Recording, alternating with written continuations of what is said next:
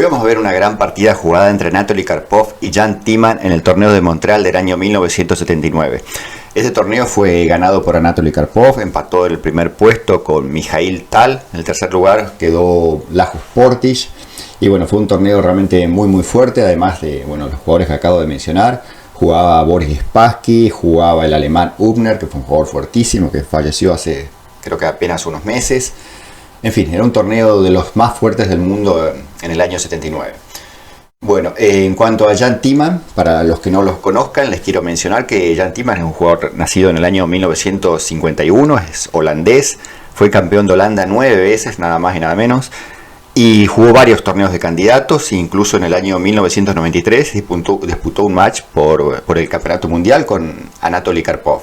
Bueno, en esta época Kasparov y Shores habían organizado el match separándose de la FIDE, formaron la PSA, la Asociación de Ajedrez Profesional. Pero bueno, de todos modos, Timman jugó el campeonato mundial de la FIDE. Bueno, el match lo perdió claramente con Karpov, pero de todos modos llegó a ser subcampeón mundial de la FIDE. Bueno, la partida que vamos a ver, Anatoly Karpov juega con las piezas blancas. La partida comenzó con E4, D6 por parte de Timman, D4, caballo F3, caballo C6, G6, tenemos una defensa Pirc, y en esta posición Karpov jugó G3. Generalmente contra la Pirc, Karpov jugaba caballo F3 y luego seguía con alfil E2 y enroque corto, un desarrollo más clásico. Pero en esta partida jugó G3, jugó el fianchetto.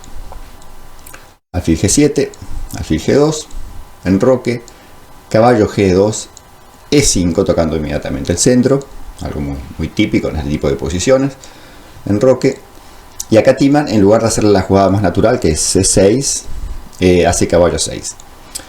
Lo más normal, como dije antes, es jugar C6, a lo que suele seguir A4 para evitar la expansión negra en el flanco de dama con B5, a lo que suele seguir A5, H3 y caballo B7. Bueno, esta es una posición muy normal de este tipo de posiciones, estructuras de la defensa Pirc. Incluso en la India de rey, las negras muchas veces tienen esta misma disposición de piezas. Pero en la partida, Timman hace la jugada caballo 6, que es un tratamiento un poco más moderno de la variante. La idea es que el caballo puede ir a la casilla C5 y desde C5 presionar sobre el peón de E4. Obviamente primero cambiando E por D. Bueno, pero vamos a ver que prácticamente nunca tiene oportunidad de llevar a cabo su plan Jan Timman. Siguió torre 1, C6, H3 es una jugada profiláctica muy típica de estas estructuras de fianchetto. La idea es controlar la casilla G4 para evitar cualquier salto de caballo. Por ejemplo, las blancas en algún momento podrían desarrollar su alfil E3, desde donde, si no se jugara H3, podría ser molestado por el caballo de G4. Al mismo tiempo, el peón H3 restringe un poco las posibilidades del alfil dama de las negras, se quita la casilla G4. En fin, es una jugada profiláctica muy útil en este tipo de posiciones. Siguió torre 8. Torre 8, tiene dos ideas.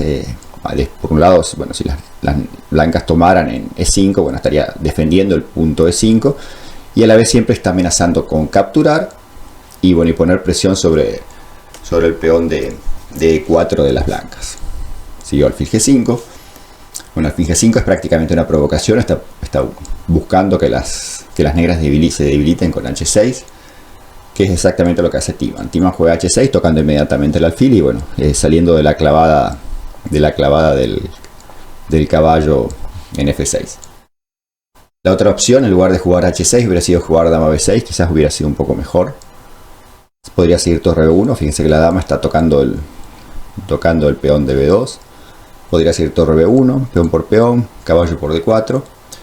Y en esta posición se podría intentar D5 quizás, tratando de abrir inmediatamente el centro, o incluso la jugada más táctica que es caballo G4. Fíjense, con caballo G4 se amenaza el caballo con el alfil y con la dama. Si las blancas toman, caería el caballo de D4. Esto sería una jugada un poco más táctica. Quizás esto hubiera sido lo mejor para las negras. Pero en la partida, las negras jugaron H6 tocando inmediatamente el caballo, a lo que siguió alfil E3. Sigo dama C7. También se podía haber jugado rey H7 porque de todos modos va a ser una jugada que las negras van a tener que jugar tarde o temprano. Siguió dama C7. Dama D2 tocando el peón de H6. Rey H7. Las negras tienen que defender su peón. Torre a D1. Fíjense, la disposición de piezas de las blancas es absolutamente perfecta. Se terminó el desarrollo, las piezas en posiciones centrales muy bien jugadas, el caballo en C3, un caballo en E2, un alfil activo en el centro en E3, el alfil en E2 defendiendo el peón D4, el caballo defendiendo el peón D4, las dos torres en las columnas centrales que probablemente se abran en el medio juego. O sea, la disposición de las blancas es simplemente perfecta. Sigue alfil D7, tratando de desarrollarse. Bueno, y ahora en este momento Karpov hace una jugada muy interesante, que es la jugada G4. Fíjense, con G4 las blancas ganan espacio en el flanco de rey. Están ganando bastante espacio, control sobre la casilla F5. Y a la vez planean jugar su caballo a la casilla G3. Para luego que se haya jugado caballo G3, el caballo va a sostener el peón D4. El peón D4 ahora está sobre defendido. Está defendido con los dos caballos, más el alfil de G2, más la torre de E1. O sea, esta disposición de piezas le quita muchísimo le quita contrajuego a las negras. Ahora el plan típico de las negras, que es poner presión sobre el punto E4 y amenazar la toma y bueno, y capturar en E4.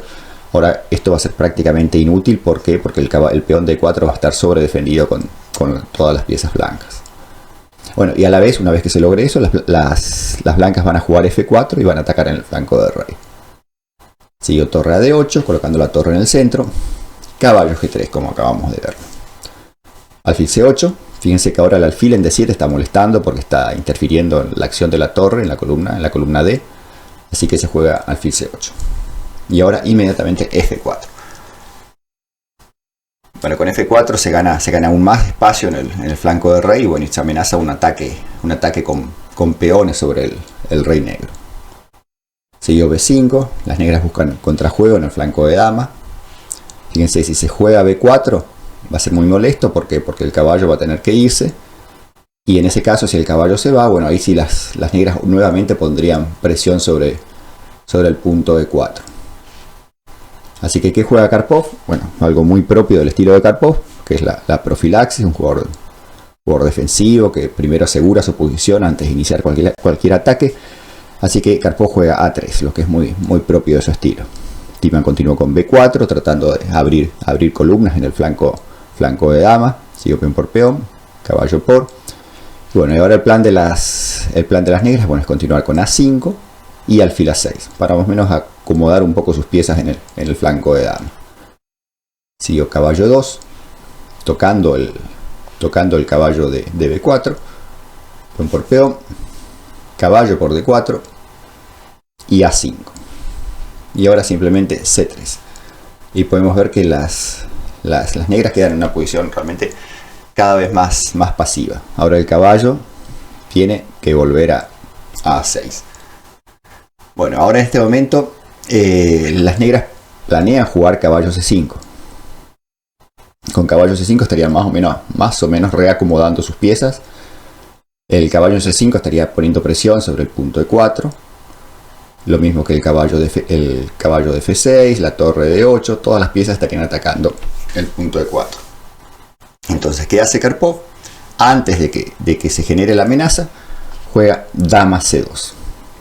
De este modo, si las negras juegan caballo D4, simplemente no atacarían nada, porque ahora el peón D4 está sobre defendido y las blancas tendrían tiempo de jugar B4.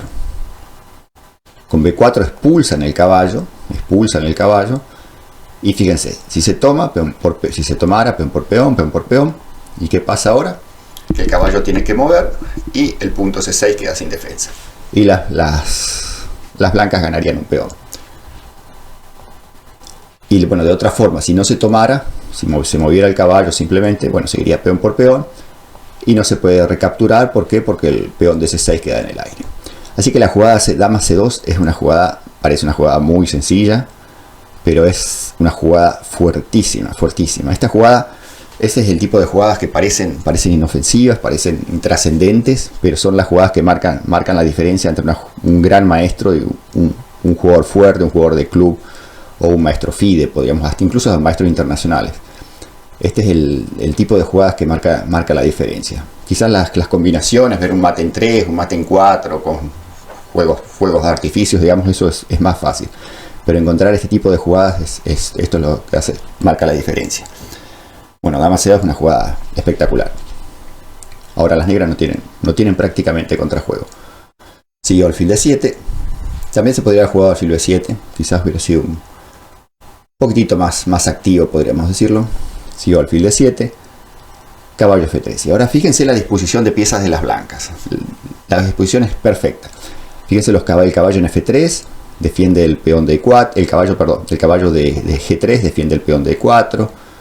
El caballo F3 está muy bien ubicado, controla las casillas 5, o sea, en cualquier momento se puede jugar E5, se podría atacar con G5. El alfil está en una posición excelente, pues controla esta diagonal que es muy importante. El alfil de G2 está indirectamente defendiendo el punto E4. Las dos torres en las columnas centrales, en posiciones activas. La torre de D tocando el peón de D6. La torre E1 también está indirectamente, siempre está defendiendo el peón de 4. O sea, la disposición de las piezas blancas es perfecta. La dama también está muy bien, defendiendo el peón de E4. En alguna oportunidad podría haber entradas en A4 para tocar el peón de A5. Y fíjense la diferencia, la disposición de las negras. Un caballo en A6 que no tiene mucho sentido. Un alfil en D7 que está interponiéndose en la acción de la torre. Bueno, el caballo y el alfil están en una buena posición, podríamos decirlo, pero no tocan absolutamente nada porque el peón de 4 está absolutamente defendido. A G4 el caballo no puede ir. El alfil de G7, bueno, por el momento está en una posición pasiva. De todos modos, el alfil de G7, el alfil de Fianchetto, va a chocar siempre con el peón de B2 y el peón de C3 de las blancas. O sea, la diagonal no tiene gran futuro tampoco. O sea, la posición es claramente superior para las blancas. Siguió torre 7. Alfil F2, sin ningún tipo de apuro. Karpov consolida su posición. Alfil E8. Fíjense que la posición realmente ya es muy mala para las negras.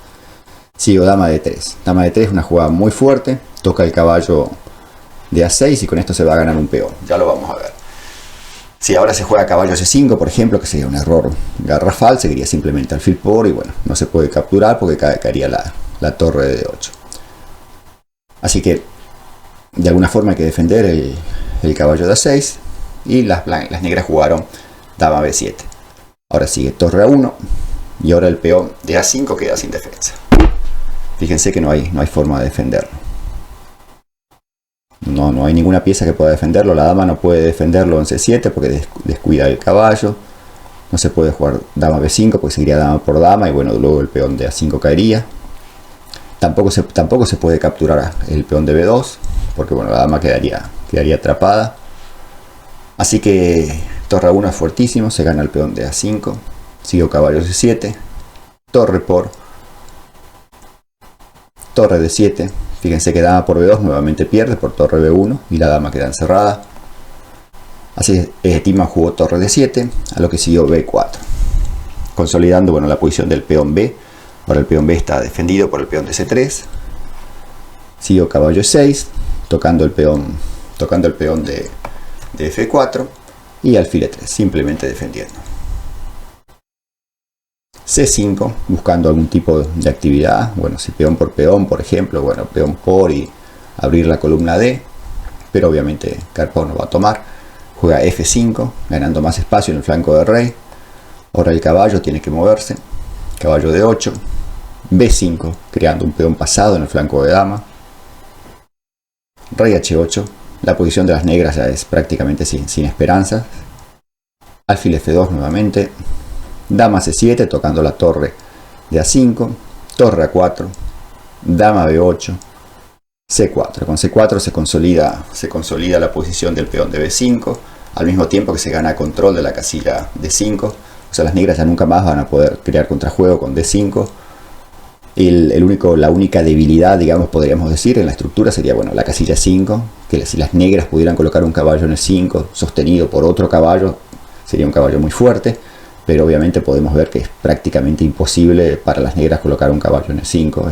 prácticamente imposible, o sea que esto es irrelevante.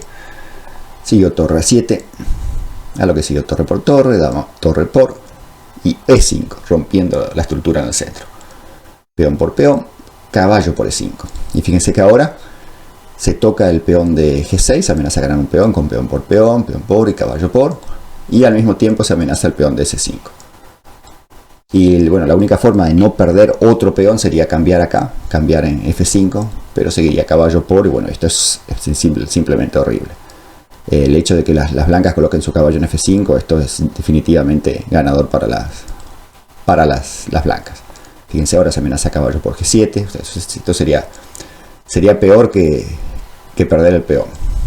Bueno, así que en esta posición, y si se jugara por ejemplo dama B6 para sostener el peón de C5, bueno, en ese caso las blancas tomarían y bueno, ganarían un peón. Caballo por y bueno, sería otro peón de ventaja. Así que en esta posición Timoš jugó torre a 2 buscando alguna actividad con su torre, a lo que Karpov jugó simplemente alfil por C5, ganando un segundo peón. Bueno, en esta posición ya sin ningún tipo de esperanza, Jan Timman abandonó la partida. Realmente que es una partida, parece a primera vista parece sencilla, pero es una verdadera paliza posicional, estratégica por parte de Karpov. O sea, demostró una superioridad conceptual realmente abismal respecto a Timman, que también era un súper gran maestro de la época. Así que es una partida fantástica de Karpov. Para mí, la mejor jugada de toda la partida es la jugada dama C2. En esta posición, luego de caballo a 6, la jugada dama C2 es la jugada que deja a las negras absolutamente perdidas. Porque vamos a suponer que si les tocara jugar a las negras en esta posición con caballo C5 quedarían relativamente bien, porque pondría presión sobre el peón de 4, las blancas tendrían que defender el peón y esto le daría un tiempo extra a las negras. Pero con dama C2 cualquier contrajuego, o sea, el caballo C5 no conduce absolutamente a nada porque simplemente las negras echan el caballo. Y este es el tipo de jugadas, bueno, que marcan diferencia entre un super gran maestro y un gran maestro normal o un maestro internacional. Bueno, espero que les haya gustado la partida. Para mí es una partida fantástica de Karpov. Y por favor, si les gustó, no olviden suscribirse al canal y dar un like. Muchas gracias y hasta la próxima.